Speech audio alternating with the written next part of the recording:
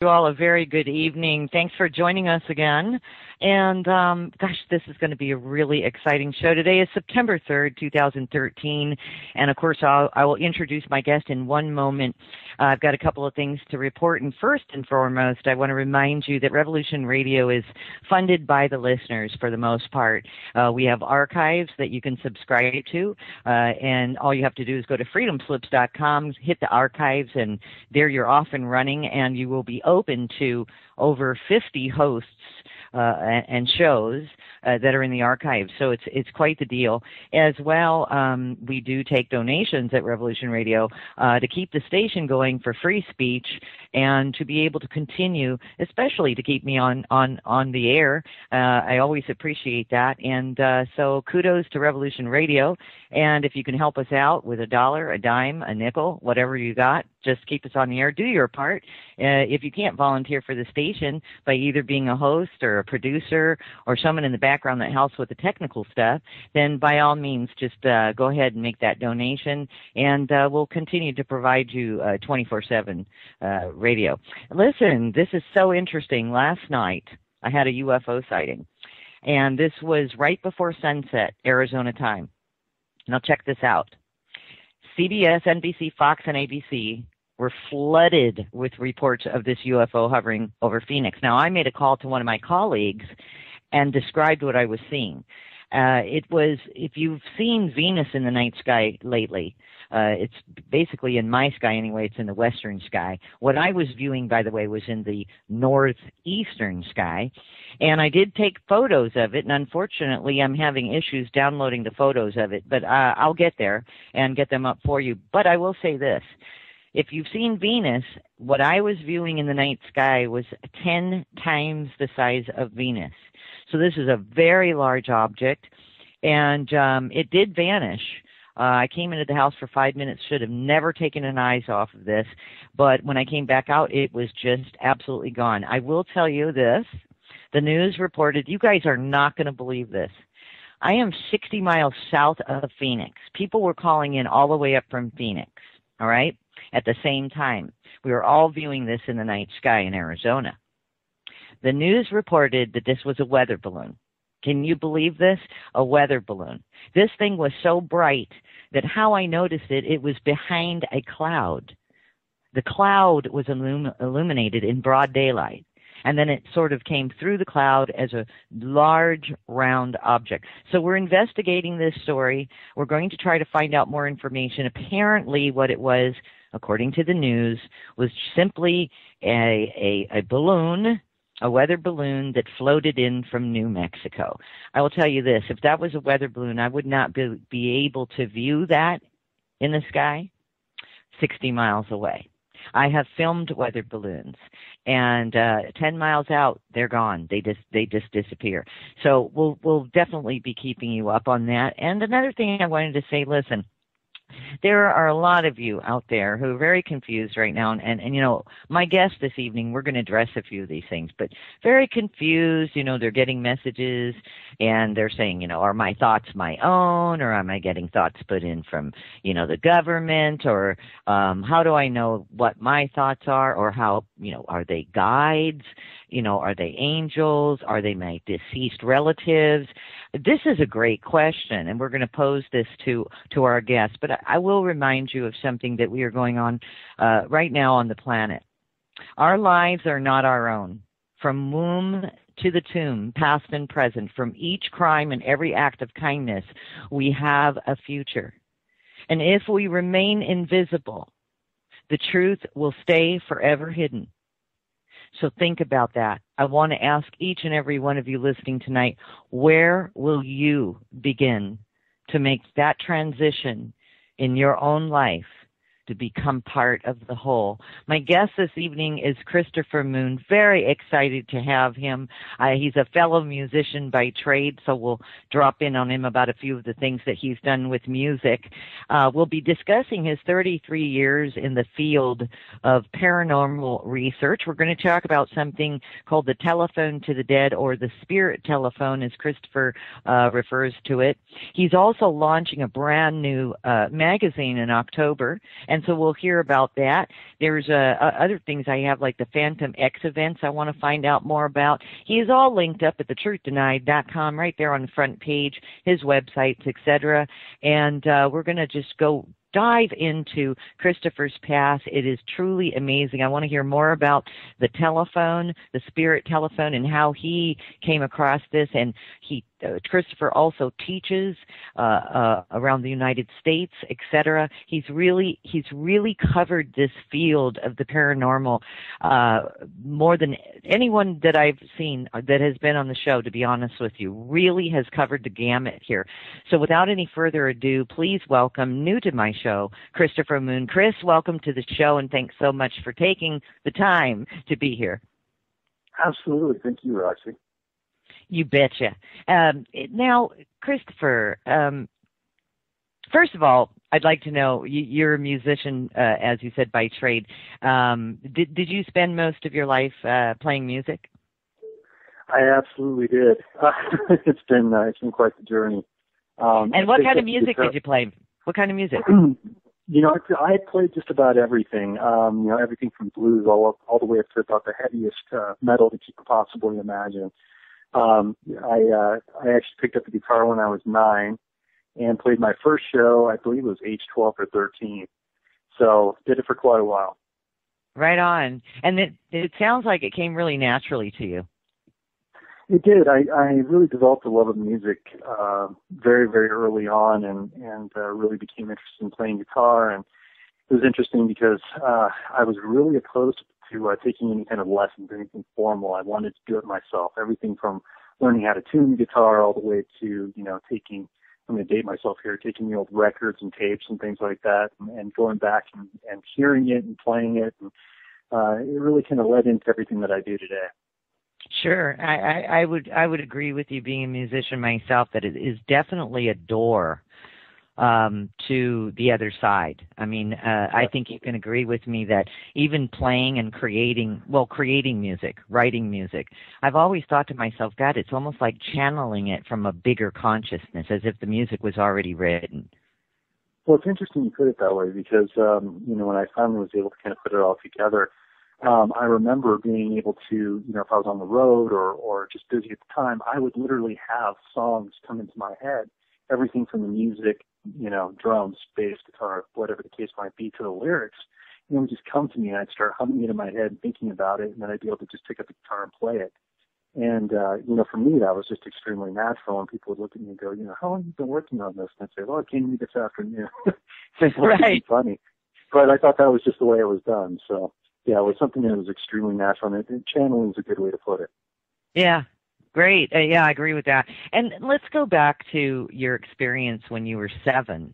Again, I can completely relate to, in your bio it says that, you had daily occurrences from that time on, including objects disappearing and reappearing, doors opening and closing on their own fruition, strange shadows and light anomalies, and nightly haunted sonnets on the family's 100-year-old grand piano. Do tell.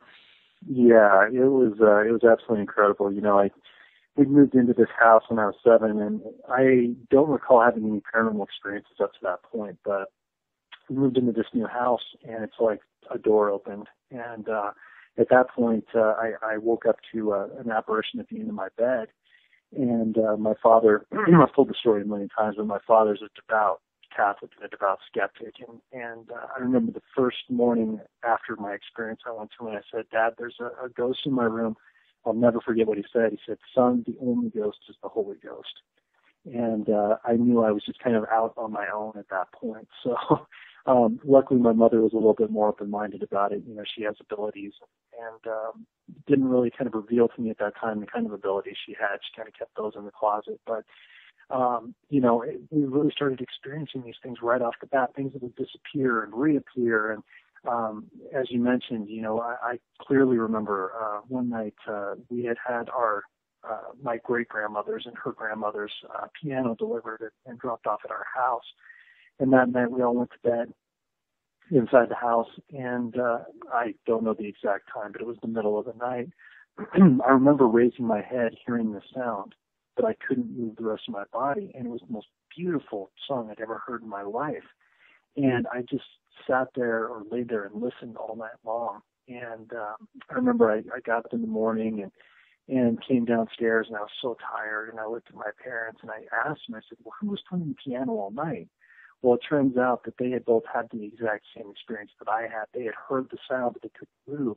Even the dogs that we had and the cats raised their heads but didn't move off of the beds that they had. So, we believed that was my great-grandmother coming through, just letting us know that everything was okay. And interesting follow-up to that story, many, many years later, I was probably 17 years old. I sat down at that same piano and started, writing this song that I called Goodbye. And my mother came into the room with this, her face was white and she looked shocked. And I said, well, it's just something I'm working on. And she said, you don't remember what that is? And I said, no. And she said, that's the song that we heard that night back at the old house. And so, again, going back to that channeling thing, something stuck with me or something was channeling through me, and I was actually able to get that song back out again. How chilling is that? It sounds like something your grandmother was either wrote or was playing, and she gifted it to you. So how amazing your connection to your grandmother as well. So fascinating. I'm glad that your mom was a little bit more aware so that she could sort of help you along the way as well, so that you could, be encouraged to continue to channel and so forth. Let's jump ahead just a little bit here.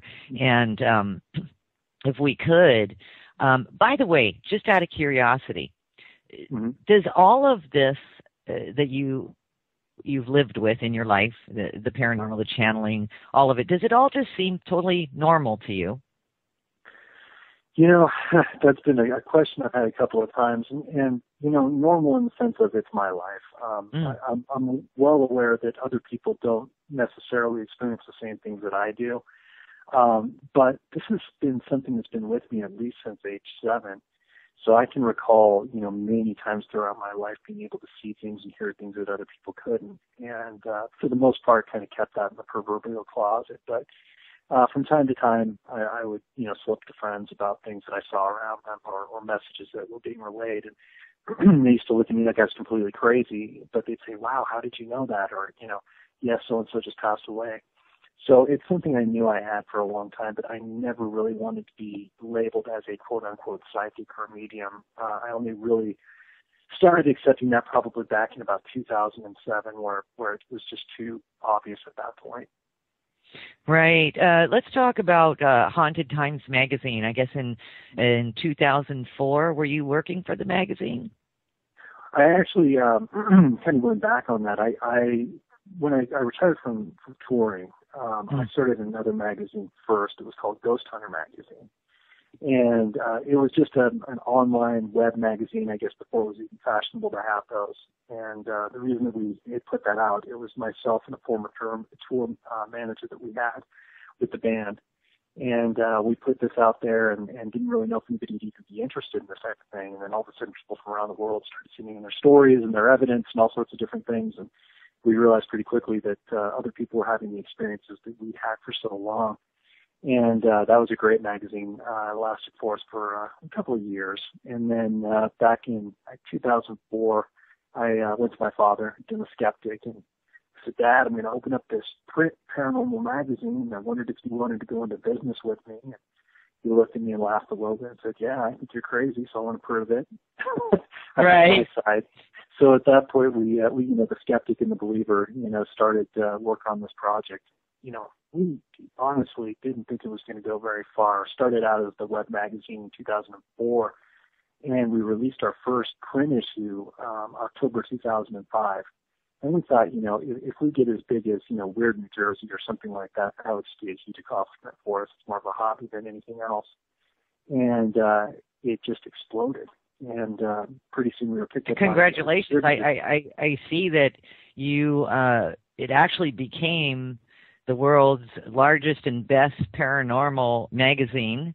And you were voted by the International Paranormal Acknowledgement Committee as the best magazine for this. Yeah, it was a great honor. We got out there and didn't think we were going to go anywhere, but it actually made its way into every major bookstore around the world, to gas stations and everything else. We were just shocked by it. And kind of threw us into the world of publishing. We didn't quite know what to do with it, and scampered along the way. And it was a fun project for us, and it lasted up until about 2012. We put out our last issue, and found out that print's very expensive and hard to keep running. But it was just a wonderful experience, and I think we still hold the record today as the best-selling specialty magazine. So we're very proud of that. Absolutely, and you should be. Let's talk about Mr. Sumption. How did you meet Mr. Sumption? Who is he? And what came of this encounter for you? Well, it was really a chance encounter. I guess there really is no such thing, but I had been working on electronic voice phenomena experiments,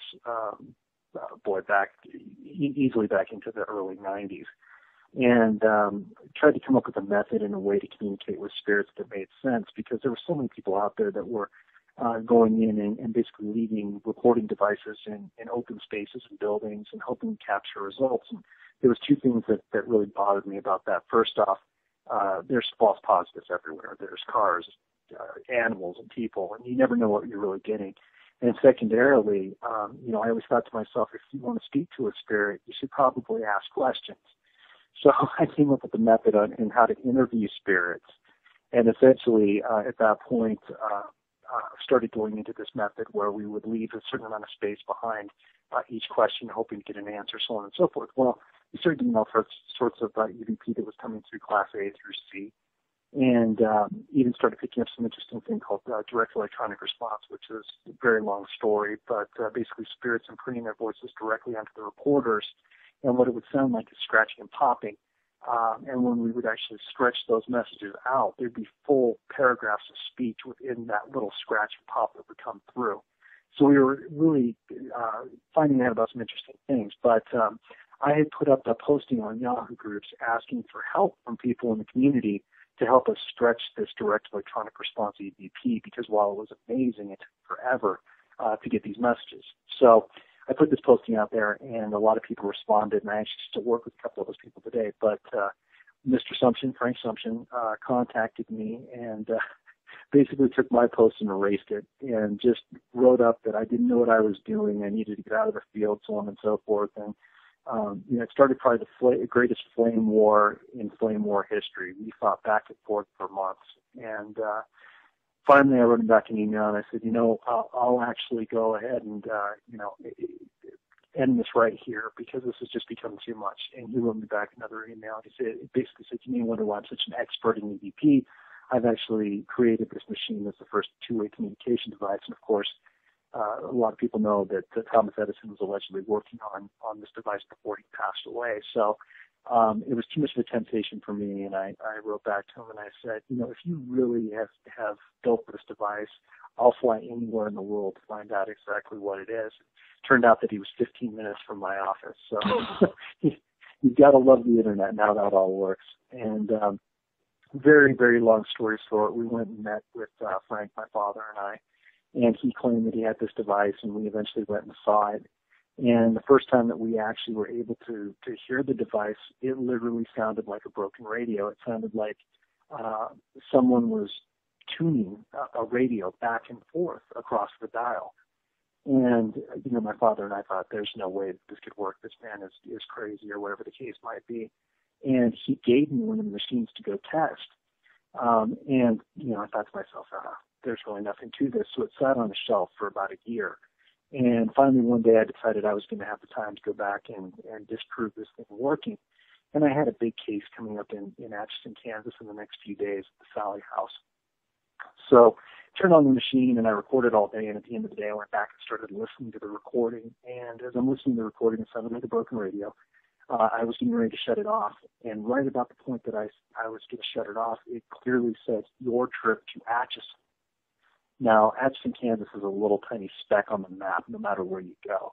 So I thought to myself, what's the possibility of this voice coming through talking about Atchison? So I went back and listened, and it was very clear. Turned it over to some of my better people, and they actually heard more in the recording than I did. So we took this thing out to Atchison, Kansas, turned it on in probably one of the most active houses in the world. Yeah, Chris, can you talk about the Sally House for a moment? Can you let the audience know a little bit more about that Sally House in Atchison, Kansas? Yeah, the Sally House is an interesting place. Very quickly, it was shown 12 times on a show called Sightings, which is a really popular paranormal show in the early to mid-'90s. And what it was known for was actually recording a man being scratched by a spirit, where you could actually watch the attack take place. And honestly, when I first saw this, I thought to myself, oh, there's absolutely nothing to this. This is Hollywood. And I don't ever go into debunk, but I always told myself if I had the opportunity to go to this location, I would go there and debunk what was happening. And the family apparently was just tormented by the spirits there, so on and so forth. And nobody really came up with any answers. The family eventually left, and the house was abandoned. And we had the opportunity to go to Atchison. We were invited by the Chamber of Commerce while I was with Ghost Hunter magazine and do an investigation at the Sally House, where I was actually attacked there on camera. And it was absolutely frightening and amazing at the same time to actually be attacked by a non-human entity. But this was actually a return trip. This was about the third time we were going back. And taking this device into the house was, very experimental. We didn't know if it really worked or not. But when we turned it on inside the house, we're actually getting ready to leave. We were able to hear Sally, the 7-year-old little girl, the spirit that's there. We actually heard her voice come through the machine. And we knew it was her because we captured it on open air EVP in the past. And she was actually speaking to an entity of some sort that we later named Spirit Technicians, because they were actually directing her how to use the machine. And we were able to use this machine to have direct two-way communication with all the spirits located in and around that house and find out exactly what took place during that time. So that was the first time that we actually found out that this machine truly worked. Did that blow you away? There's no words to explain. Right. What came through. It validated so many different things for me. We hear a lot of skeptical opinion as to, what EVP is. It's these, just strange frequencies that come through and past radio transmissions and so on and so forth. And for most of us who've done this and we get direct responses to our questions, it's really not a question. But this, to me, was pure validation as it came through. And, at that point, I just wanted to tell the world. And yeah, no doubt. I was a little overzealous. I was doing a live radio remote from the Sally House on a program that was fairly popular at the time. And they got on the phone with me and said, have you been burned or scratched yet? And I said, well, no, but I have this magic radio that brings through the voices of the dead, so on and so forth. And they pulled me off the air in about 3 seconds, and I went from EVP researcher to lunatic at that point. But I was really fortunate because I had so many people that came to my universities, my classes that I hold, and they were actually able to come in and experience this for themselves. And people would have these personal experiences where they'd actually hear the spirits inside the location, answer their questions directly. And every single time we would do one of these sessions in the public, someone's relative would pop through who had been deceased. And I was not interested in connecting them with their loved ones at the time, and I know that sounds terrible, but that really wasn't my job. I was a paranormal researcher, and I was there to find out what had taken place in that location. I was very dedicated to it. So it wasn't until several years later that I was actually talking to connecting people with loved ones. Right, and I can see where you were coming from at the time too. You were basically testing this device, and so you were very focused on this house in Kansas, Sally House. And real briefly before we take the break, we've got about a minute here. Any weird feelings in that house? I mean, other than you're getting EVPs, the electronic voice phenomena is transferring back and forth through this box, so to speak. But any feelings as well? Like, do you pick up a vibe like this entity is very angry or sad or lost or, any of that kind of stuff? Oh, absolutely. When you experience the Sally House, if you have any kind of sensitivity, the one thing I'll say is it feels right off the bat very crowded. The next word I would use would be angry and then scared. the little girl who's used as an excuse for so many of the things that take place there. She's just This Tuesday. Hope you all had a great 3-day holiday weekend. For those of you who did, listen, for $50, for a $50 donation to Revolution Radio, again, you go to freedomslips.com for that. You will receive a quality Navy SEAL lock blade tactical knife.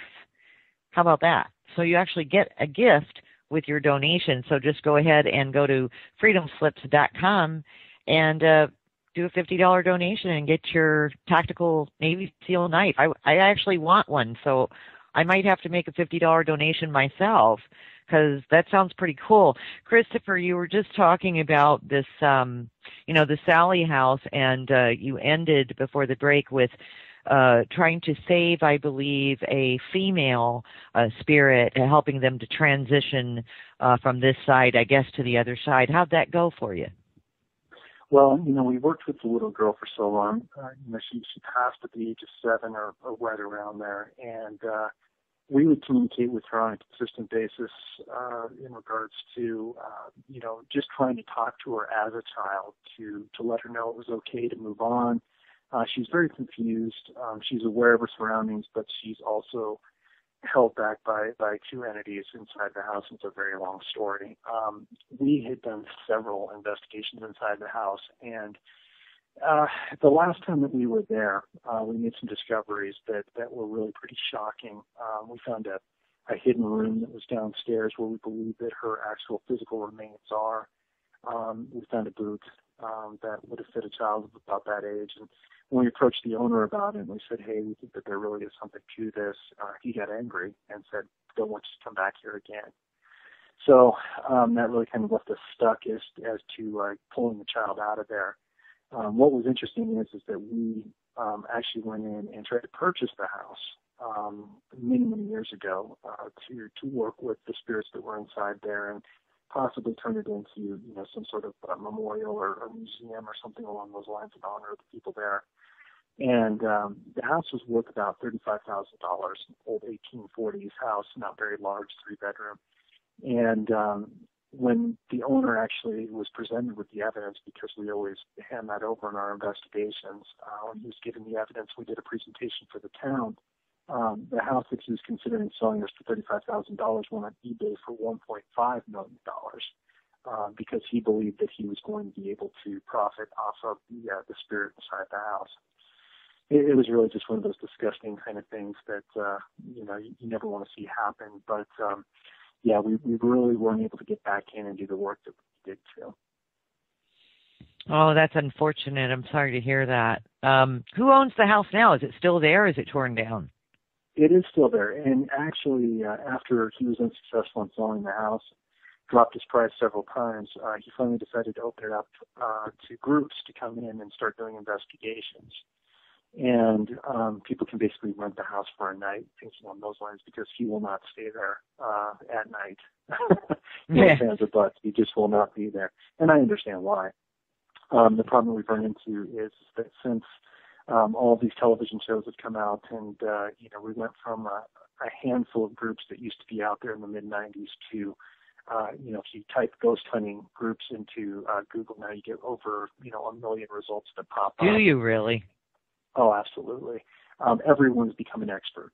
And unfortunately, with the disrespect and the taunting that's really kind of the provoking, that's really kind of glamorized in these shows that are out there, it does much more harm than good. And a lot of the spirits that we were able to deal with beforehand have absolutely just disappeared. They just do not make contact anymore for that very reason. Well, you said something interesting in describing the Sally house, anger and then very crowded. So it seems to be some kind of vortex as well, where these spirits have gotten together and sort of occupied the space, if you will.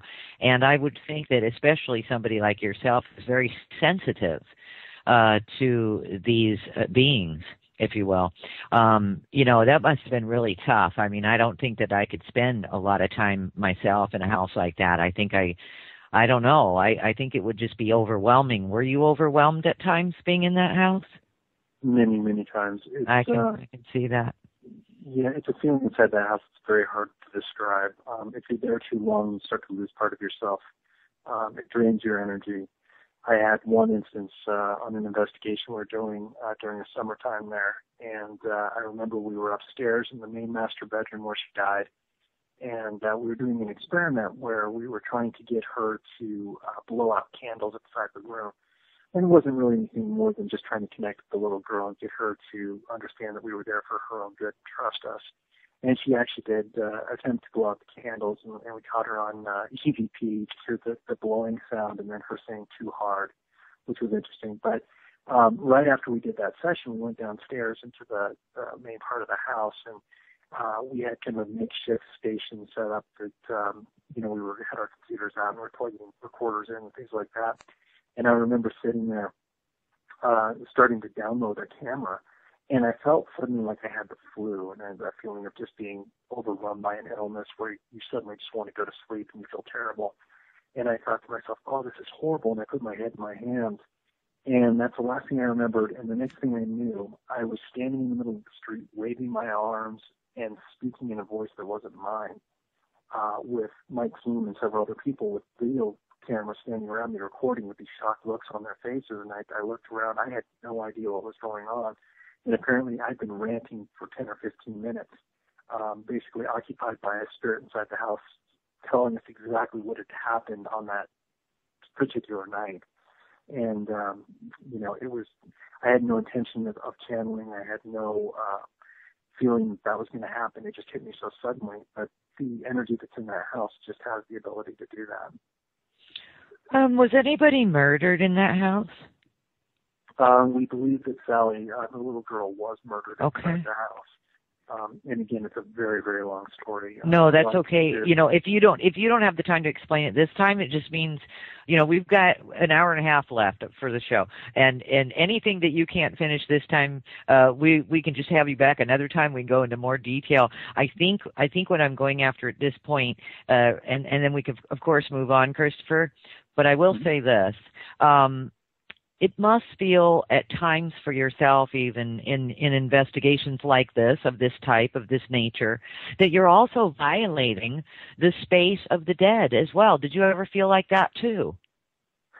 Most of the time that we go into the locations, the one thing that we do, I think that's usually a lot different than some investigators that are out there, is that we go in with complete respect.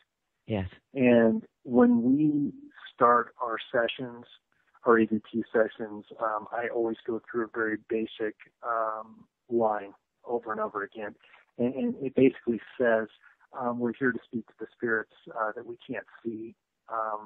We're here to communicate with you. We understand that this is your house or your location, and we're the guests. We're not here to disrespect you. We're not here to harm you. We simply want to learn more about who you are now and who you were then. And then we direct them to speak directly into the red light. And after we're done doing the session, we thank them and remind them that we're not there to do harm. And it's amazing because you see so many of these television shows where they go in and they're flipping on lights and screaming and yelling and provoking and doing all these terrible things, and then they don't get that great evidence that they're looking for. They don't seem to understand that it's just like being in, our bodies today in the flesh, is that if you show respect, you'll get respect back. So we try not to violate or make the spirits feel like we're there to do anything other than research them and help them if they need help. Now, are they communicating via some sort of electromagnetic field? Is that what it's all about? Is that the way in which they are getting the words out to you? Yeah, there's really a lot of theory still out there about how it all works. There's stone recordings that are basically things from the past that you'll just pick up these random words that will come through, or someone screaming or yelling or whatever the case might be. But what we look for is intelligent communication. And the majority of the time that we're communicating with an intelligent spirit, meaning one that's crossed over and has come back, basically they are communicating from a different level, from a different plane. And that's why when you hear these recordings, they never sound like someone who's in the room. It always sounds like something distant, something somewhere else. And even when we use the device, the Frank's box is what we originally named it, now the telephone to the dead or the spirit phone. We still don't understand exactly how these spirits are able to do what they do, but essentially they are able to pull through this device, a random voltage generator, all this different frequency that comes through, whether it be AM, FM, shortwave, whatever's in the atmosphere, push it through an echo chamber, and at that point, their voice comes through that specific person with voice, and it's just really incredible how they do it. I'm starting to delve into some theories as to, the idea that time doesn't exist on their side. So I think a lot of these messages that we receive real time that are specific to what we're doing, I think may have been reported somewhere in the future, and they're just being sent to us now. Oh, that's an interesting concept right there.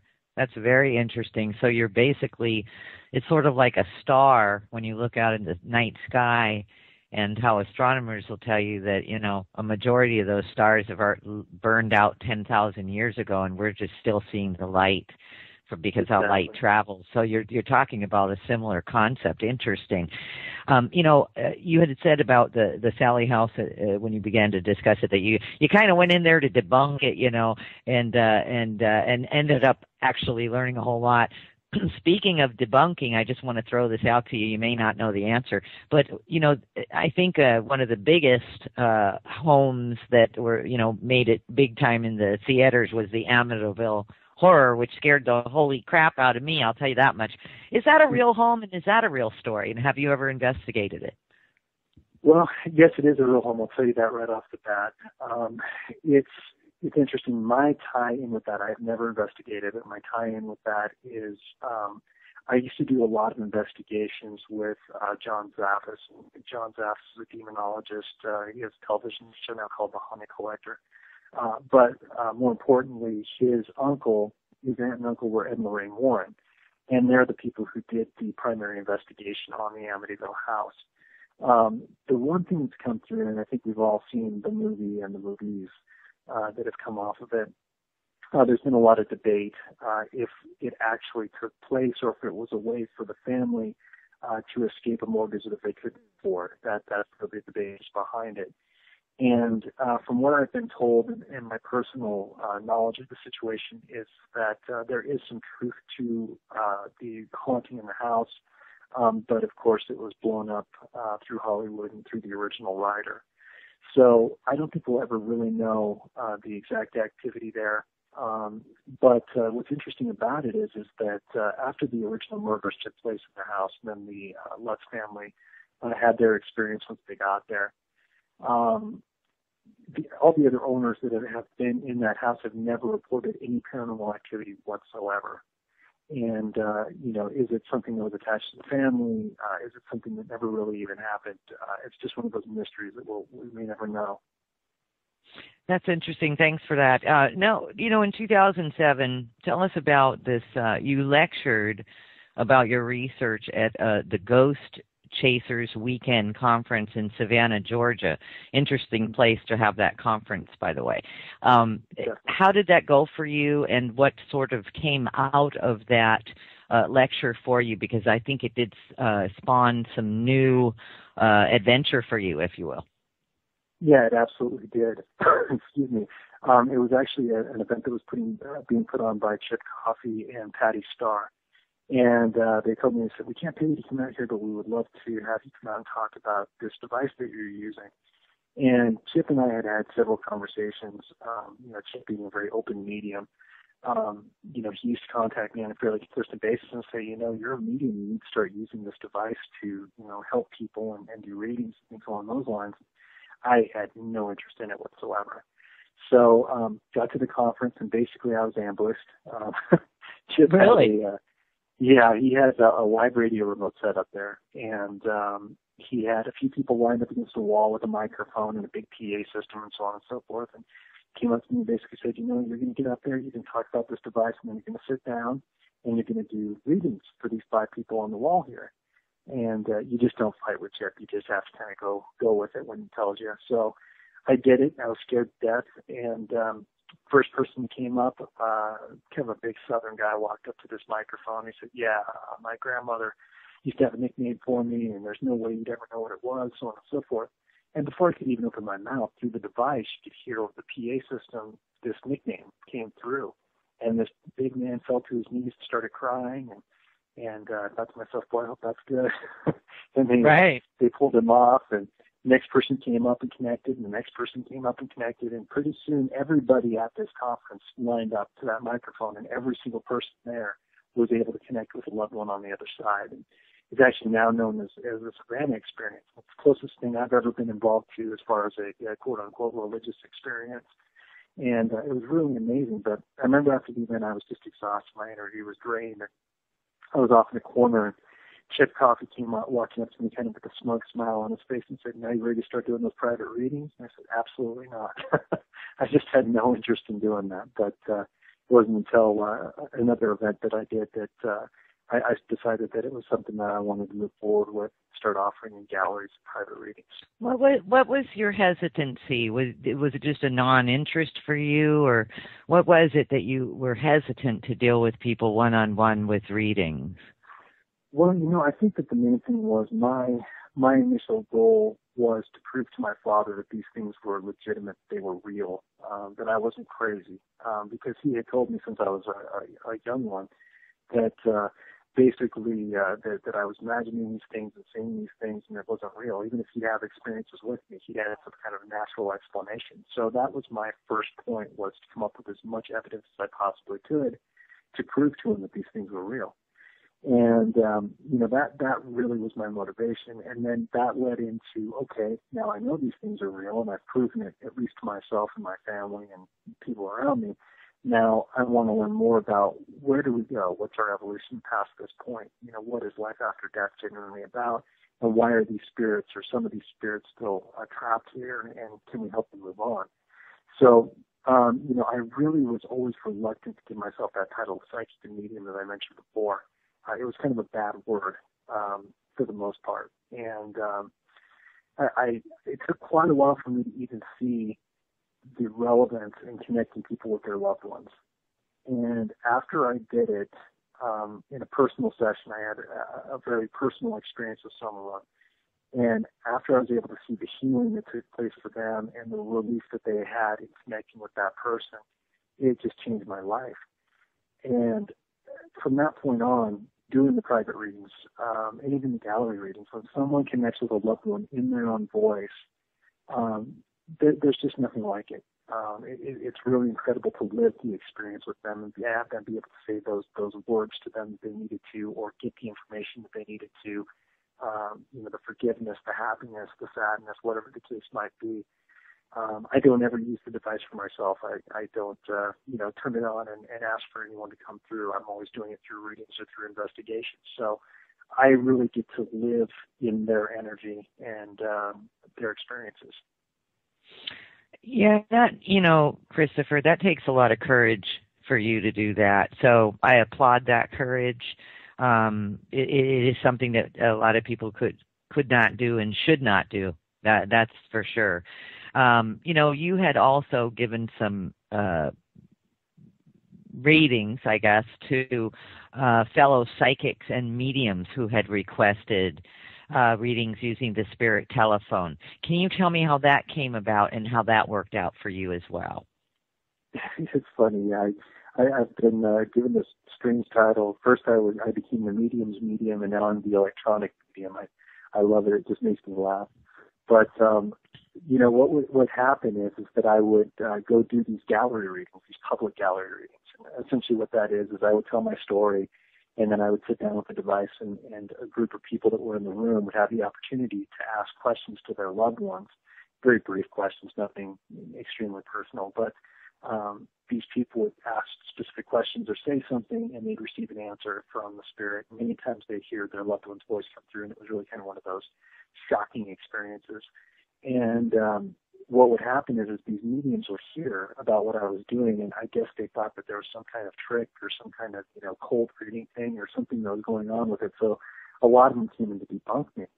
And I had a really interesting specific experience. I was in Atlanta, and this lady who worked at the center that I was doing gallery at and doing private readings at came in, and started asking, is there anybody there who wants to contact me? And basically what happened is I found out that she'd had a dog that had just recently been deceased, and we were relaying the message that this animal was still with her and so on and so forth.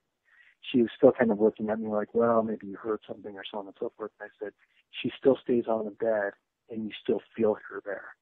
And at that point, it just shocked her because I guess she had just had that experience that she woke up in the middle of the night and actually saw the animal there.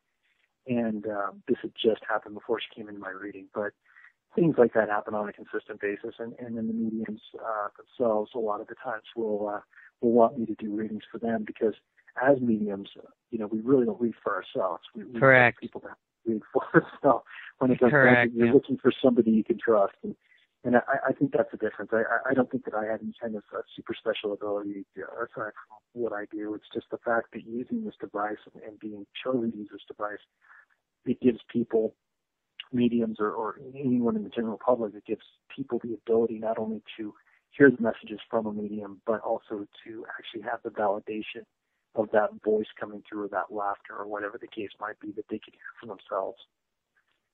Right. Have you ever channeled or communicated, I should say, with anyone, let's say, that was famous, like a rock star like Hendrix, let's say, or Marilyn Monroe, or anything like that? Have you ever done anything like that? Yeah, strangely enough, one of my first experiences with the device, when we found out that it actually was working, I had a staff member who was in Oregon, and I was in Denver. And we were talking over Yahoo Chat. I don't even know if anybody remembers that at this point, but we were having this voice conversation over Yahoo Chat. It used to kind of be like the old Skype without the video. And she was basically just asking, she's like, come on now, be honest with me. Does this thing really work, or what's going on with that? And I was telling her, yeah, it was amazing. We had this really great experience out in Kansas, so on and so forth. And she goes, well, how can I see this thing work or hear it work? And I said, well, I've got the machine here. I can flip it on, and you can hear it for yourself. And she's like, yeah, okay, sounds good. So basically what I did is I set it up where the microphone was there and the speakers, and I put it next to the device. And I'm typing away, doing some of my own work, and then all of a sudden I hear her talking to someone, and I'm assuming she's just experimenting. And then I hear her voice respond, and I hear her laughing. And it's this back and forth, and it sounds like this English voice that keeps coming through. And then as they're chatting, it gets very quiet for a moment, and then a woman's voice comes through, and then my friend starts crying. The tears start flowing. And I let this go for a little while, and then she hung up, and I called her back. I said, okay, you got to tell me what exactly happened. Well, essentially, she said that she had, her entire life, she'd always been obsessed with John Lennon for some reason. And she had posters and records and just everything about the guy, but she never knew what the attraction was. Well, apparently, while she was asking for someone to come through, he came through for her in his own voice. And he was saying, things like, hello, love, and so on and so forth. And she was having this conversation back and forth with him. And then she was just so amazed by it. And all of a sudden, he said something along the lines of, wait a minute, there's someone here who wants to talk to you. And at that point, he brought through this woman's mother who had died when she was very young, about the age of 2 wow. And said, and the mother came through and said, I love you, and passed on a quick message to her. And what she told me after that is that if Lennon hadn't have come through first and, brought all of her energy up and kind of lightened the mood for her, she would have never been able to accept the message from her mother.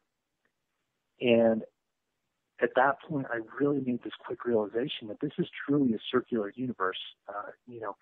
He was an ambassador to bring through someone who was very important to her. And without that greeting, without that introduction, she would have never been able to get that beautiful message that her mother was going to pass on to her at that point.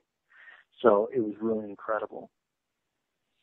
This sounds fascinating, and I've heard of this before as well, so that's interesting that Tom stepped in and, like you said, sort of made the mood a little bit lighter, because I bet you sometimes people are shocked when, let's say they're trying to communicate with a grandmother that they were very close to, and the grandmother comes through right away. I can imagine where some people are absolutely in shock, like, whoa, because they don't know really, even intellectually you can know what to expect, but until you experience it for yourself and the emotions and everything that you know that resonates with one, that tells them that you know the instant that you're in connection with that passed over loved one, you know it's them, you feel them.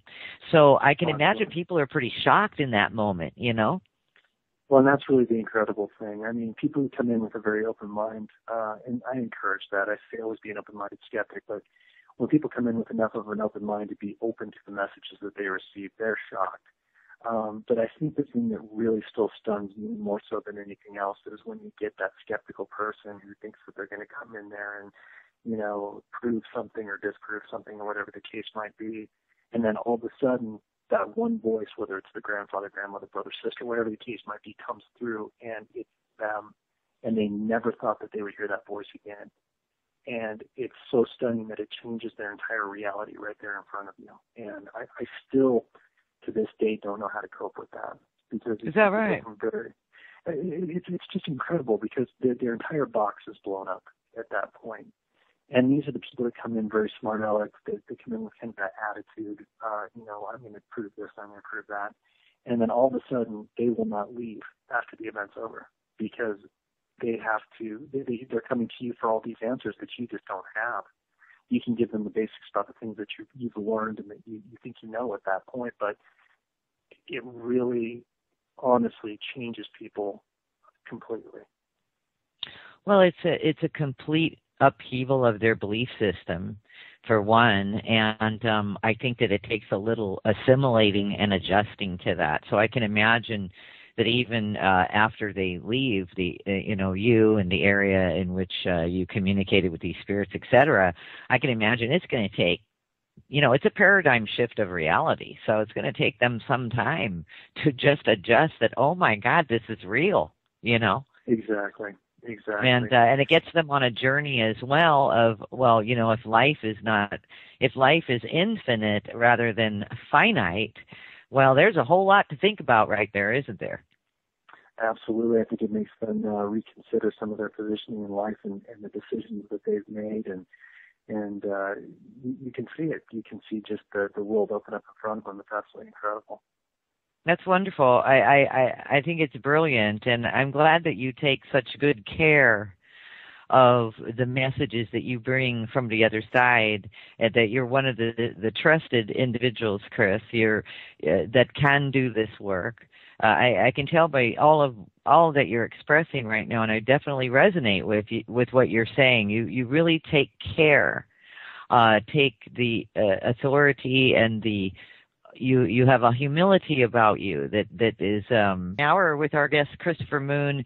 I also want to let the audience know at this point, chat room, if you have questions for Christopher, please go ahead and ask them in the chat room, and our producer will bring them through. As you well know, I'm not in the chat room having the communication with all of you, but I know that you're there and I know that you're listening. Listeners, if you want to call in or join the chat room, as a matter of fact, if you'd like to join the chat room, it's freedomslips.com, and just hit chat and log in. And if you've got questions, just like I said, post them. And I have more information about this $50 donation, and I'm serious here. I'm getting one. You can ask my producer. I've been going back and forth saying I would need to get one of these. So for a $50 donation, I've got some more information for you on this. It is a Navy SEAL. It says Navy SEAL USA on the blade. Part of the blade is partially serrated. I think that a lot of you who are, fishermen and things like that, I think it might be a good blade for that. I'm pretty sure. And I'm trying to get a photo of it. So if I can get a photo of it and I get that out into the chat room and get that to you, but for a $50 donation, which really goes a long way, people, for this show, by the way. $50 goes a long way for us. You will, in return, the owner will mail you one of these blades. And indeed, the blade does fold. And yes, I'm trying to find out how long the blade is now. So once I have that, I think we'll have everything. I'm sure it's stainless steel and thus, good for just about anything. Okay, and that's up until midnight tonight, okay? So if you donate up until midnight tonight, you will get one of those. So, Christopher, I've got another question for you before we delve into past lives as well. And forgive me for asking this question if it sounds bizarre, but we're having quite the journey here on the show. So I think you'll know exactly what I mean when I ask you this. Have you ever channeled an alien being? Very interesting question. You know, as far as the channeling is gone, I can't say that I've necessarily channeled an alien being, but for those of you who are familiar with the Stan Romanek case, I was actually a part of that, believe it or not. I was brought in without knowledge to do an investigation of one of Stan's homes, and got there just prepared to do a standard paranormal investigation, and was really blown away when we were shown the footage and documentaries, and were able to actually see an alien being on camera. Just absolutely mind-blowing when that happened. And one of the things that happened during that investigation, we were using the telephone to the dead that night, and this woman's voice came through very clearly over the device. It was an English woman's voice, and it sounded very robotic or mechanical. And Stan kind of jumped up and down and said, "Ooh, that's the woman who helps me and tells me where I need to go and does all sorts of different things." I wasn't quite sure what to think of the situation at that point, even though we had collected some pretty interesting evidence. And had the entire thing recorded, but about 3 or 4 days later, I remember just checking my voicemail at home. And on my home voicemail, I actually had the same woman's voice recorded, and she was telling me if I was going to be involved with the project, the dangers that were involved, and so on and so forth. And it absolutely blew me away. And worked with Stan for quite a while after that, but that's one of the things that really got me. The other thing I'll mention at this point is going back to Kansas, I was actually able to film and video tape a vortex that was opening in the basement of one of the restaurants that was there. And you could see a consistent stream of activity coming through this spot.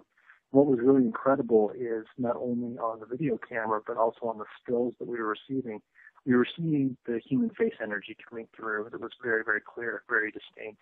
But the one thing that really caught my interest was the fact that we were capturing what I would call gray alien faces that were coming through at the same time. Oh, my goodness. That were traveling through these vortex. And really started my interest at that point, realizing that, again, the circular universe that I keep going back to, I believe that a soul is a soul and energy is an energy, and I believe that the spirits who departed the body, whether they be on this plane or next or whatever the case might be, travel through the same dimensional doorways. Gotcha. Interesting. And there's a lot of debate on that, like,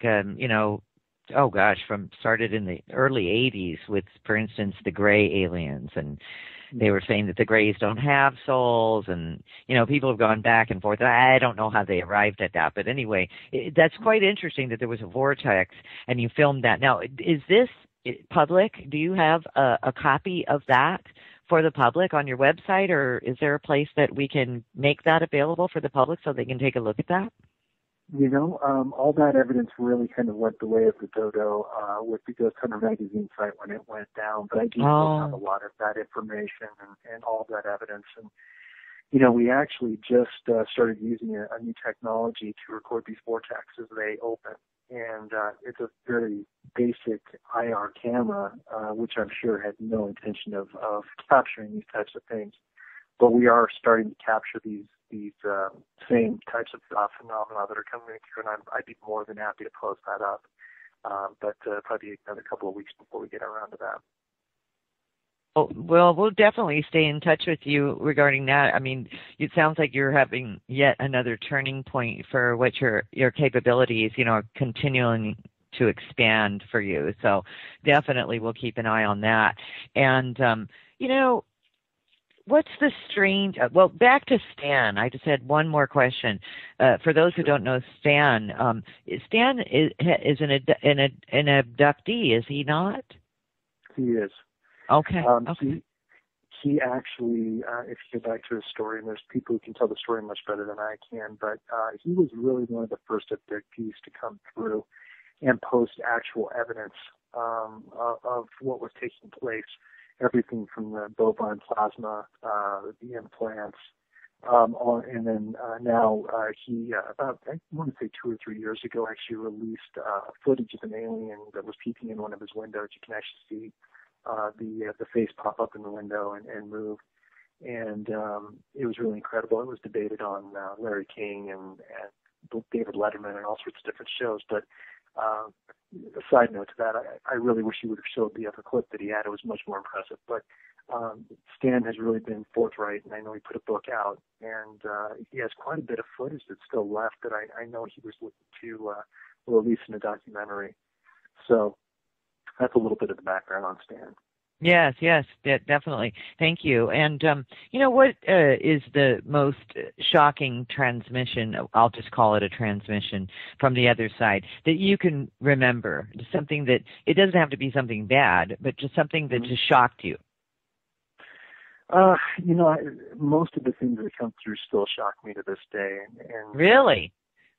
Yeah, it's for me, it never gets old. It's not a situation where I think, oh, I have to turn this device on again. Oh, ho hum.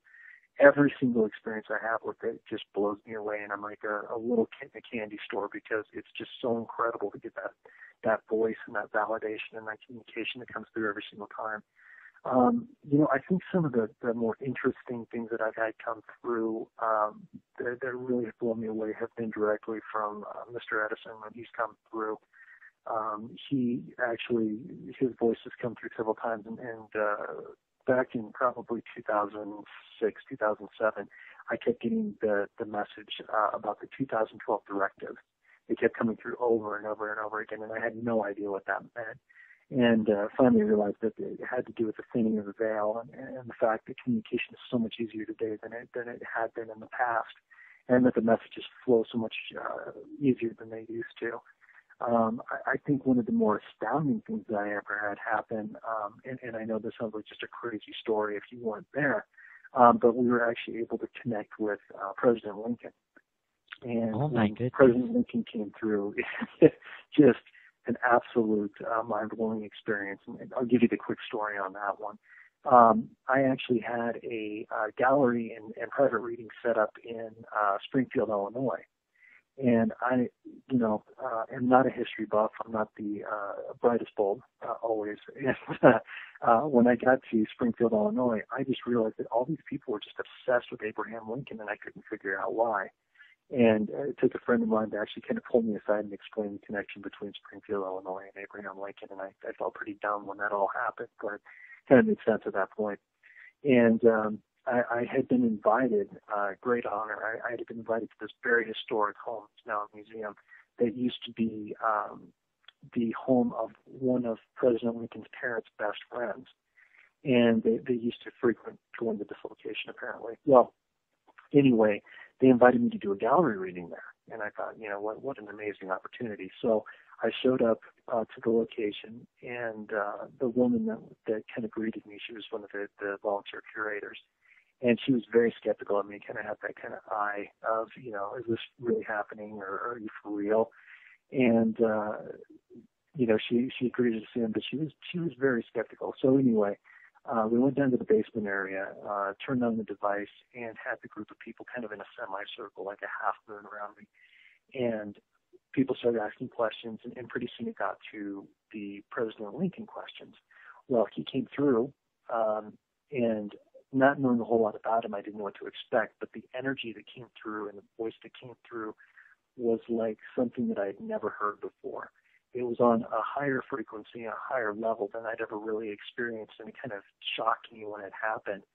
And the messages that I guess were being relayed back to the audience that were there were, these people were all history buffs, I guess, were dead on accurate. And, pretty soon it turned into this press conference. And people were literally standing there, Mr. President, people would point. They'd ask their question, and the president would answer their question. Well, one person, the very skeptical woman, said, how do we really know that it's you? How do we ever know that it's really you? And sometimes I get these messages that come through that I don't want to relay because they just sound crazy to me. But I kept hearing him clearly tell me, coat rack, say coat rack. And finally, reluctantly, I looked at her and I said, he's telling me to say coat rack. And she just turned and walked away. And I thought to myself, oh, great, she's, probably angry, or I said something crazy. And the next question that came up was a man. He said, Mr. President, how do you feel about Obama being president today? And he said, that's my greatest accomplishment. That's my legacy. And everyone in the room clearly heard it. And someone had been filming on a night vision video camera. And as that message came through, you can clearly see an orb energy come into the room and fly around my head, imprint the message, and then fly back out of the room. So that was really just an amazing experience to have that back and forth. So after I was done, a lot of people were coming up and talking to me, and all of a sudden that skeptical woman, the curator, came back in, and she kind of came stomping into the room, and I was a little scared. And she had a piece of wood in her hands, and I thought, oh, great, she's going to hit me or something. Oh, and she came walking up to me for me to put out my hands, and I put my hands out, and she dumps this piece of wood into my hands. And I said, what is this? And she goes, that's the coat rack that President Lincoln hand-carved for his parents. We don't keep it out. We actually keep it hidden up in one of the closets. Oh, and my gosh. Validation. This was the coat rack. So not only did I have the validation in my hands, but I was holding a hand-carved President Lincoln coat rack in my hand. Oh, my goodness. So that was really just a nice, incredible confirmation. And, that's the thing is that if you do this type of work and you don't question your sanity every day, there's something wrong with you. And okay. Even though I get these amazing messages that come through and I have these just incredible experiences that, I have to pinch myself every once in a while, I always have to stop every once in a while and go, okay, is this just me? Is this just me wanting these things to happen? Is this just voices that I want to hear and that I'm projecting or so on and so forth? And it takes those validations. It takes the universe to come back around and give you those little clues and hints and validations that keep you moving in the right direction. Understood. So you're, as you said, you do self-check reality checks, I guess, to make sure that you're, staying in the, well, it must be very difficult because a lot of this is very surreal or very unusual. And, you go in and out, I imagine, different realms, if you will. While you're doing this work. And so, there's some grounding mechanisms that need to be in place at times, or you can get totally thrown off, or, I like the idea that you do reality checks and question everything that you're doing to keep in, with what's really happening, I guess, for a better way to say it, and good for you. I'm glad to hear that. Now, wonder you're so well known, and no wonder you have received so many awards for your work. I can see why now, for sure. You're just the real deal, Chris. Well, thank you first off very much for that, and it's kind of incredible. And speaking of that, it's just the fact that there's been times, and I think we've all done this in our lives, to question how did I get here, why am I here, so on and so forth. And as we talked about a little bit off air and on air about being a musician and touring and doing all those types of different things, even though I've had this, secret, ability or whatever you like to call it in the background, there's been many times where, my entire life was based around being a working musician. That's what I enjoyed doing. And I started out as a guitarist, simply just playing in bands, and I was kind of, even being a lead guitarist, you're still kind of in the background from time to time. And I was actually very early on thrust into singing and being a frontman for a band. And I believe me, by my own admission, I'm not the greatest singer in the world by any means. But when I first had to be thrust into that spotlight and start singing, that was hard for me to do, just to be the front guy. And then I realized it wasn't just about singing. It was about bringing the audience in and engaging them and making them understand the emotion and the power of what was taking place at that time and keeping everyone involved. And several years ago, it kind of dawned on me because I never thought as a musician, learning or touring or whatever the case might be, that I would be standing up in front of the general public and college students and all these different places and being a speaker and being a lecturer that talks about my passion, which is the paranormal. That's something that's been with me my entire life, and relaying that in a way that's interesting and entertaining enough for people to actually engage and become part of what's taken place. So without me being thrust into being a musician, being thrust into being the front man, I don't think that I would have ever had the ability to stand up in front of, literally hundreds and thousands of people and tell my story and relay my message and share my passion. So again, the universe is just amazing, and it's truly circular, and I really don't think anything happens without a reason. Absolutely. You're describing the stepping stones of your life. So, it's good for listeners to hear that. I too have a saying that every moment, every breath I've ever taken since I was born has led me to the moment I'm in right now. It's prepared me for the moment I'm in right now. And I think that's important for all of us to really take a look at and understand that.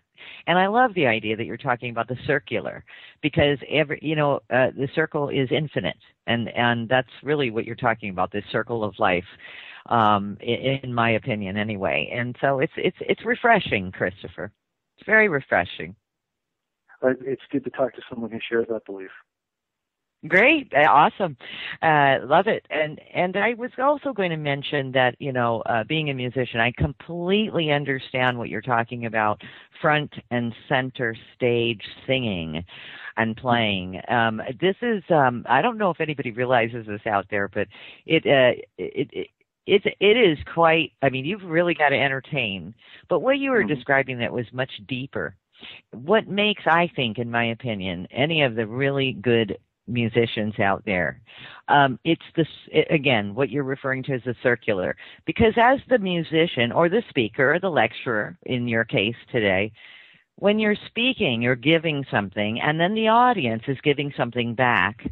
See, and this makes this cool vibe of communication and flow.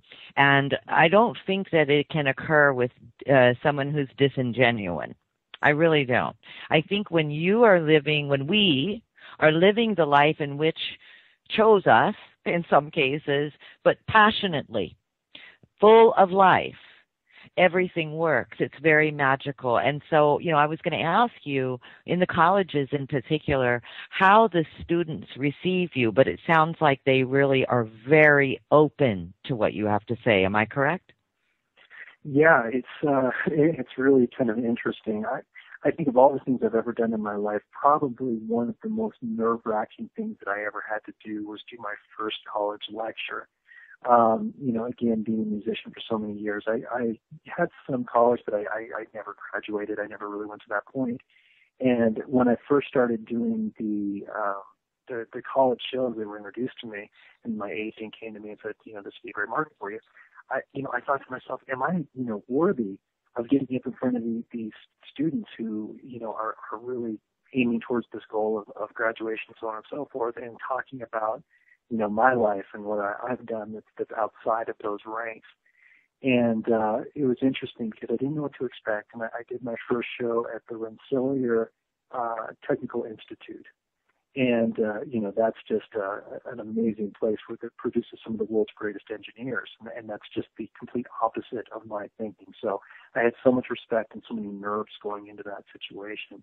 And you get a group of students that come in and they're very interested in what you're doing, but you also have students who have to get to class. They're doing all sorts of different things. So you have this constant motion of people coming in and leaving. And the first impression I got of that happening is that I'd always had such audiences that never went anywhere, that I thought, well, these people hate me. They're getting up and they're leaving and they're coming and they're going and so on and so forth. Oh, that's terrible. And I thought to myself, this is the worst possible thing that I've done, and I have another 20 of these shows that I have to do. I can't believe it. So when that happened, it took my friend John at the time to come in and say, no, you don't understand. This is because these students are constantly busy working and studying and doing all these things. If they took the time just to come in and sit and listen to a part of what you had to say, they're truly interested in what you're doing. And then it was amazing because the article that was written up in the newspaper there was just flowing. And I thought to myself, wow, this is great. But once I was able to kind of adapt to that group of people, you realize that you get these skeptical kids who come in there and they absolutely want to debunk. And then you get the other group who are absolute believers that anything you say is gold. And the really interesting thing about that is during the lecture, you're able to, kind of open some minds. That happens both ways. And the amazing thing that I'm able to do is that I don't just get up and do the show where I talk about everything and show evidence and all that. I'm actually able to take a select group of students out on campus afterwards on an actual investigation of the campus. And they're able to experience the telephone for themselves. And, 9 times out of 10 when we go out and we use that device, you can see everyone just blown away by what's happened. And it's just so great to see that transition take place. And, these students, it's just another thing that opens their mind and just really kind of puts them on a different track as to where they were heading.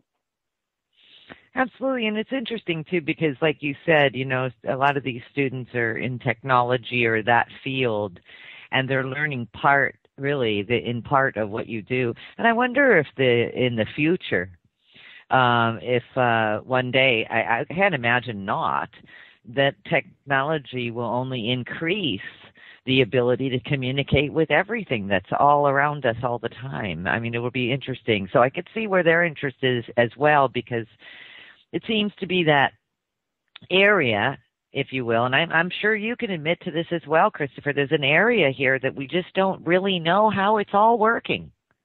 Absolutely.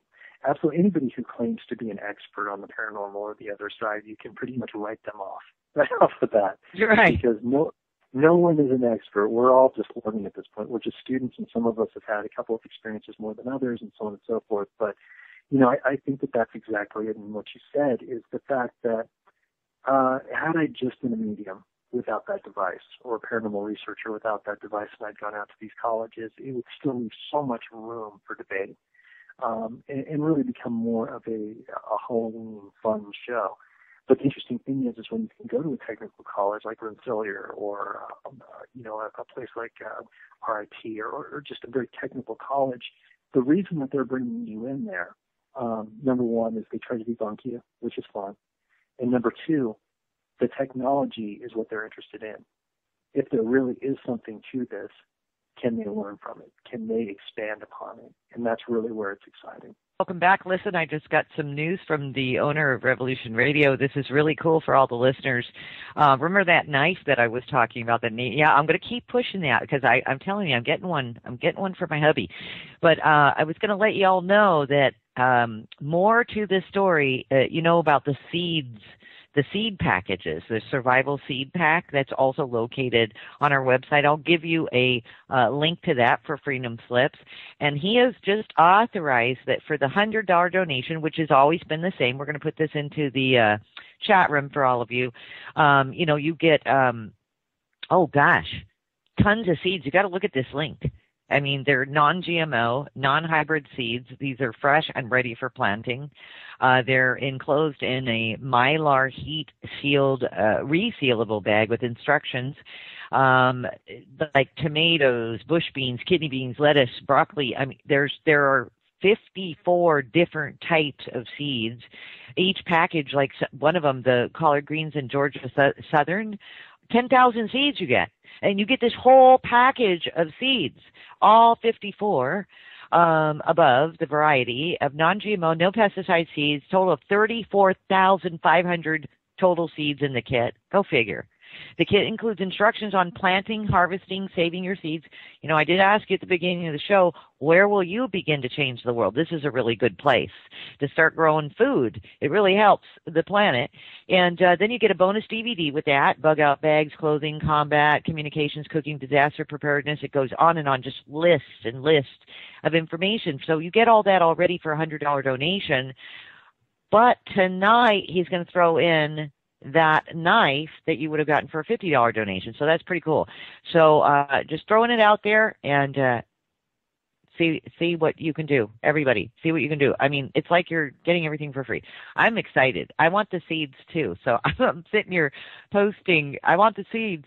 Listen, today, you know, I've started doing a topic of the day, not topic of the day, saying of the day, and I put them on Facebook, and then everybody makes their comments and everything. And depending on the mood of the people, you know, the one that rises to the top is generally what the thought of the day was. And the thought of the day ended up being, and it was in close with 3 other posts as well. But the thought of the day, and the most popular one, I should say, is it says, hate is energy, as love is a powerful energy. Hate will render more hate. However, love is exponential in its abundance. Choose wisely, friends. Choose love. So that was the number 1 comment today. So I want to thank everybody, and that was with, I don't know, 100 or so comments on 3 of our sites. So thank you for that, and I think that it fits right in perfect with Christopher is talking about as well. You know, Christopher, what you are doing is you are doing your part in, and this is my observation, and I'm allowed, but you're doing your part in you know, saving the world in your own way. And what do you think about that? How do you look at that? How do you view it? Wow. I never really thought about it like that. You know, I just get so wrapped up in the research and just trying to figure out what takes place on the other side that, you know, sometimes the big picture eludes me. Yep. My words exactly. And listen, your website, if people go to chrismoonpsychic.com, of course that's linked up at the Truth Tonight as well, what will they find? I noticed that you're going to, let's see, in September 12th, you've got a Moon Family Gallery reading at the Inner Space in Sandy Springs, Georgia. Tell us about that. What happens there when you do something like this? Well, those are fun for me because that's not just me, but that's my mother too joins me in doing that. And we get up there and talk a little bit about, you know, the history of how this all kind of came to be and how the abilities that I have were handed down through my family, going all the way back to my great aunt in Saracen, Italy. That's as far back as we've been able to trace it. And just really kind of tell the whole story of how it all happened, and then we tell the full story about the meeting with Frank and how that came to be. And then what we do is we actually do a gallery reading. The public that's there is able to ask a question to myself and the device, or ask the question to my mother, who's extremely intuitive as well, and able to try to provide some insight and try to be able to connect people with their loved ones. And the majority of the time what will happen is someone will come in and they'll have a very quick interaction and actually be able to connect with someone, and then they usually will book a private reading back behind that so that they can have a 20 minutes just on their own to not only sit and ask the question but record the voices of those who are on the other side and share that with their friends and family. So that's always an amazing experience. And the other people in the room, you know, that's really the great thing for me is they get to also be a part of that person's experience as well. And it's just really great to see that energy. Very much so. And I'm looking at your event calendar page right now. And folks, you should see all of the events that, and this only goes through November, actually the beginning of November, just tons of places where you can meet Chris. And by the way, I just have to comment that your ticket prices are very reasonable. So good for you. I think that you're looking for quality over quantity in your readings at where you speak. So good for you. Absolutely. Yeah, we really try to make it accessible for everyone, especially in the galleries when they come in there. And make sure that everybody's at least able to have that experience. The private readings are more pricey, but you know, if anything, we just want people to be able to have the experience and share it with friends and family. Sure. Now let's go there. Let's talk about your new magazine that's launching in October. I don't know where you find all the time with all the lectures that you're doing and all the rest of the stuff that you're doing, but tell us about the new magazine. I want to hear all about it. Well, I'm really excited about this. This has been something that I've been toying with since we had to close down Haunted Times way back when.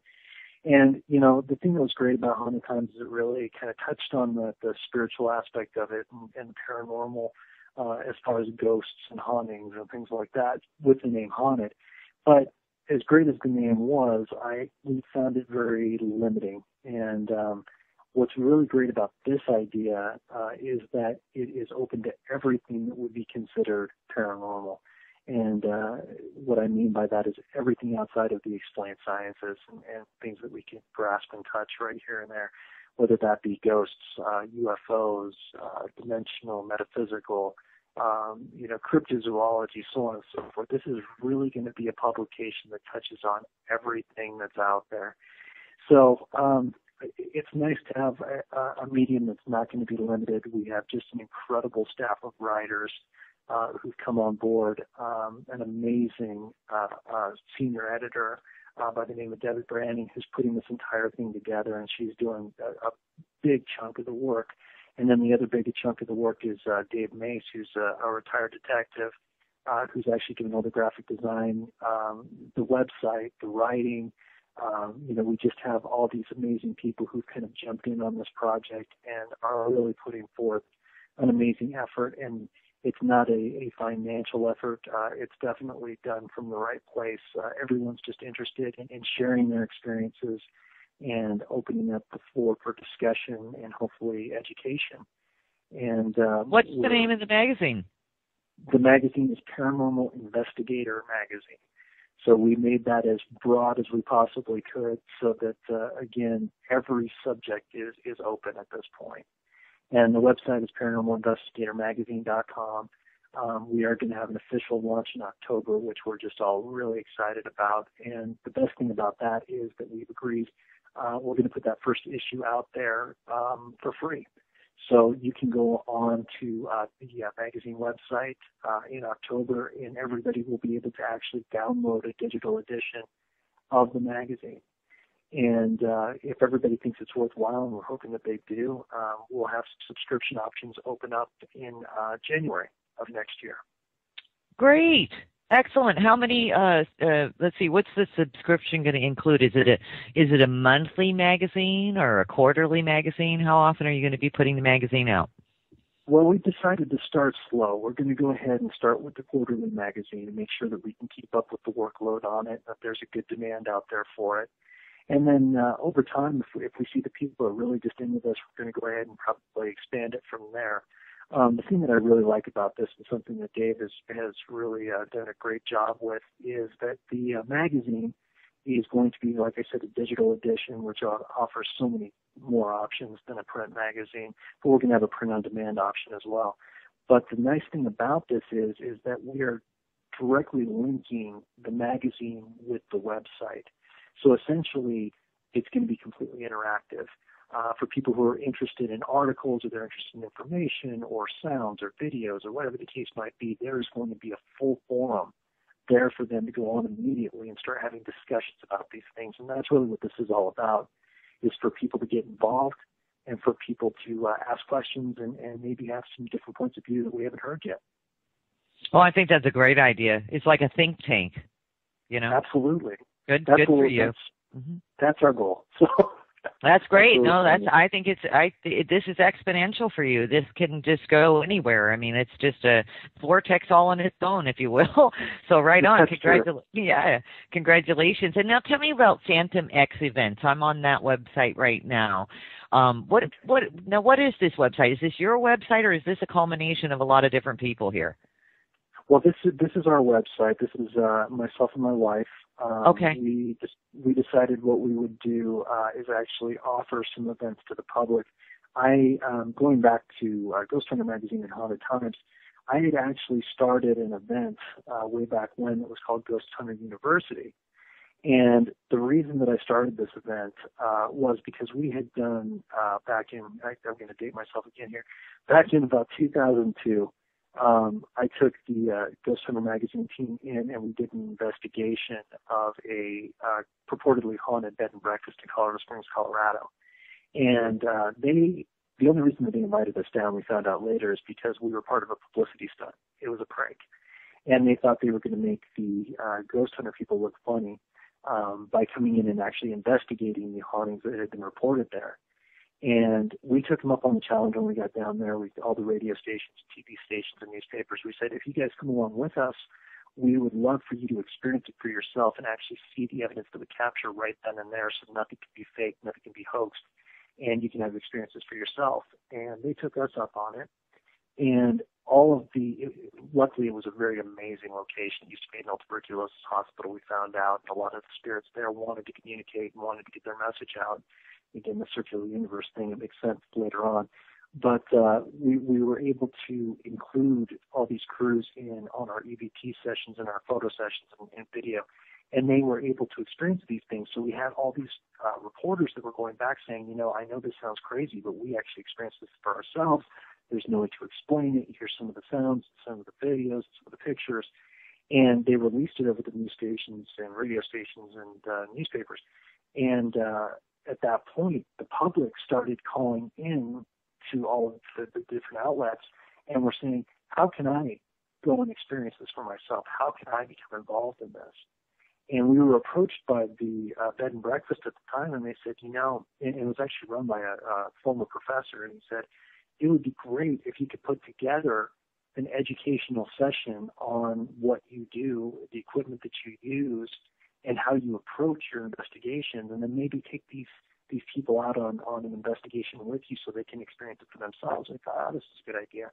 So we came up with the name Ghost Hunter University, not expecting a whole lot. And we announced our first event, and it was just packed.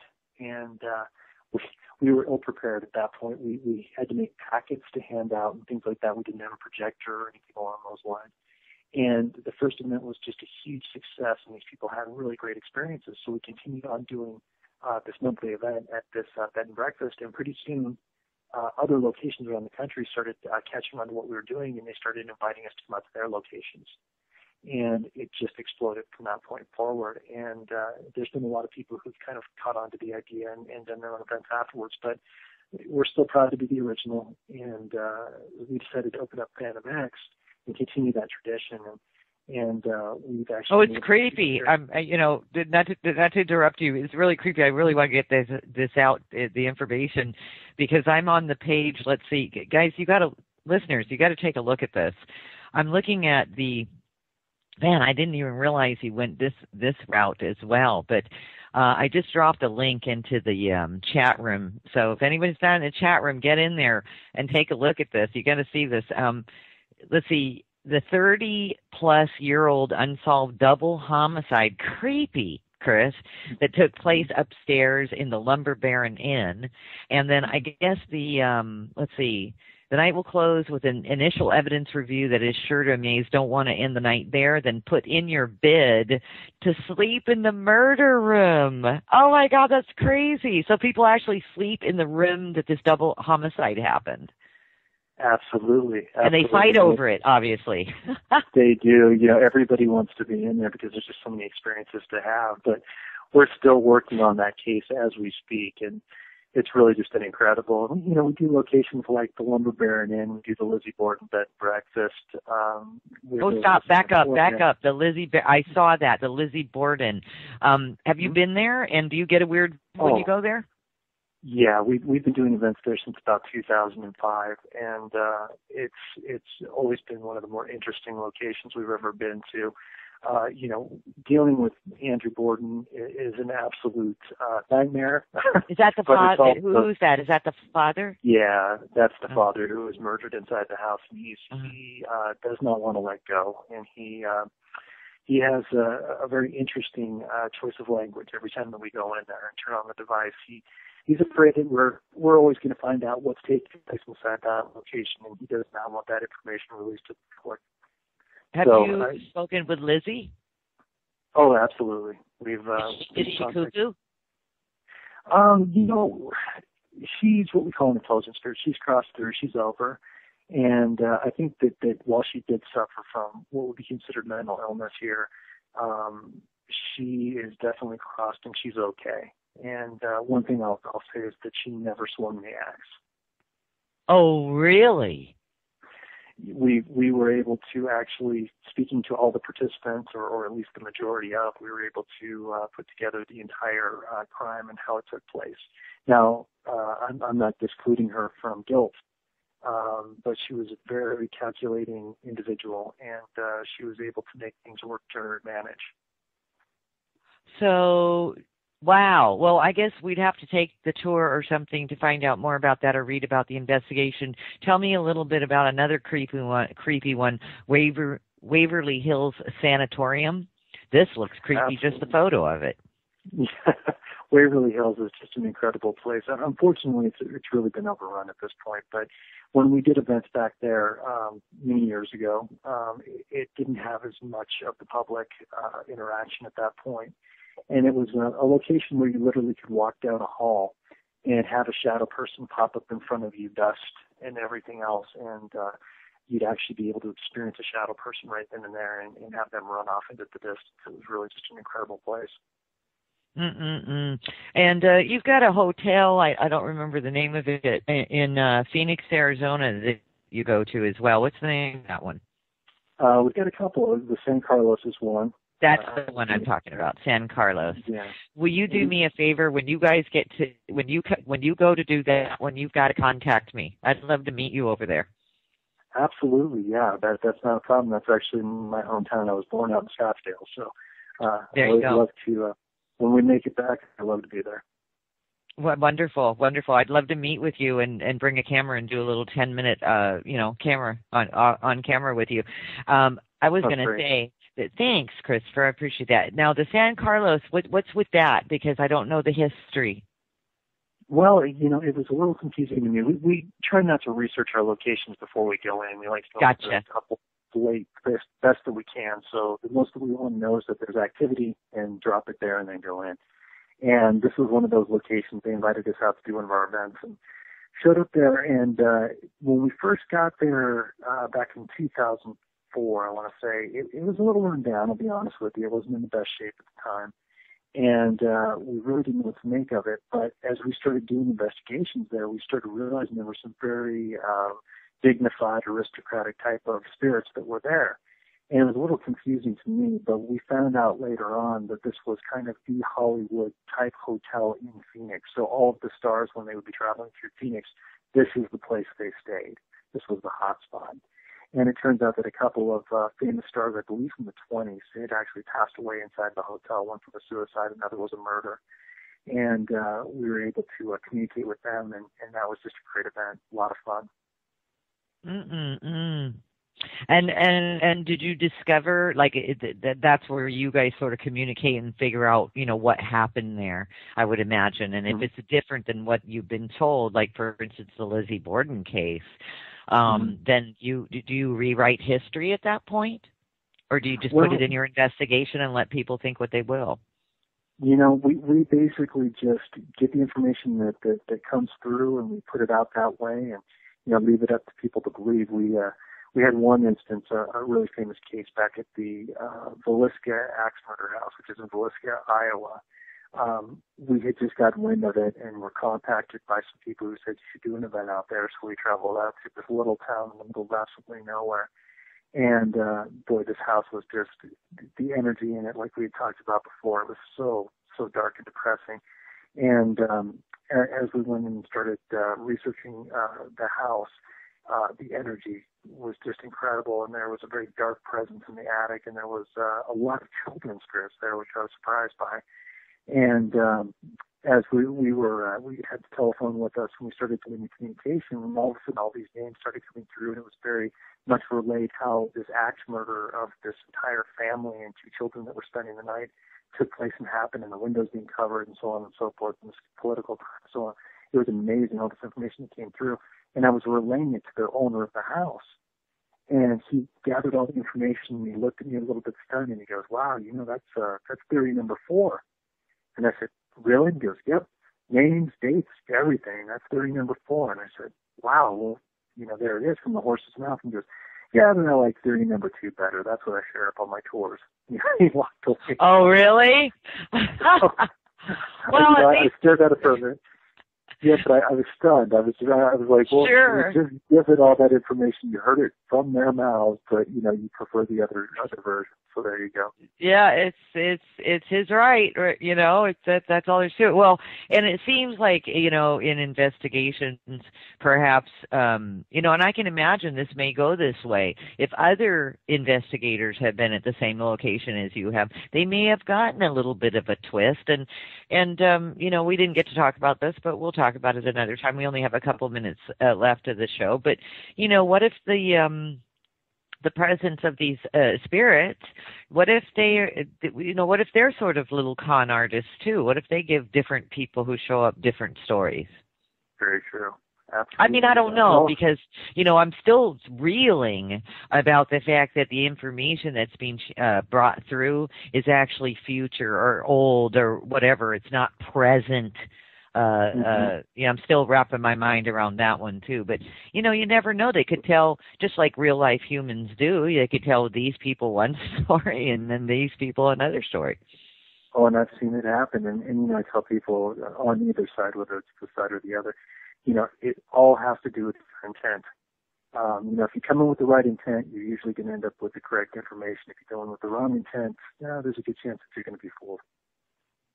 True. This is very true. Well, and that kind of protects you and your group of investigators and all the people that you're working with at the, and good luck to the new magazine. I'll definitely sign up for it, for the Paranormal Investigator magazine, and that's at paranormalinvestigatormagazine.com. We'll do an article, Christopher, and put everything and all the links that we've spoken about as well, and get this all out to the public. And I just wish you the best of luck in everything that you're doing. You're just, like I said, I don't know how you even keep your head about you, because you've got so much going on. You literally, you and your wife must just be like, 24/7. So, Does your wife actually work with you as well alongside? She does. She actually was the former marketing director for Haunted Times magazine. And we worked together for quite a while, and she started out as just somebody who came to the event, and her father came through the device, was one of the first personal connections we ever had, and that the rest is history.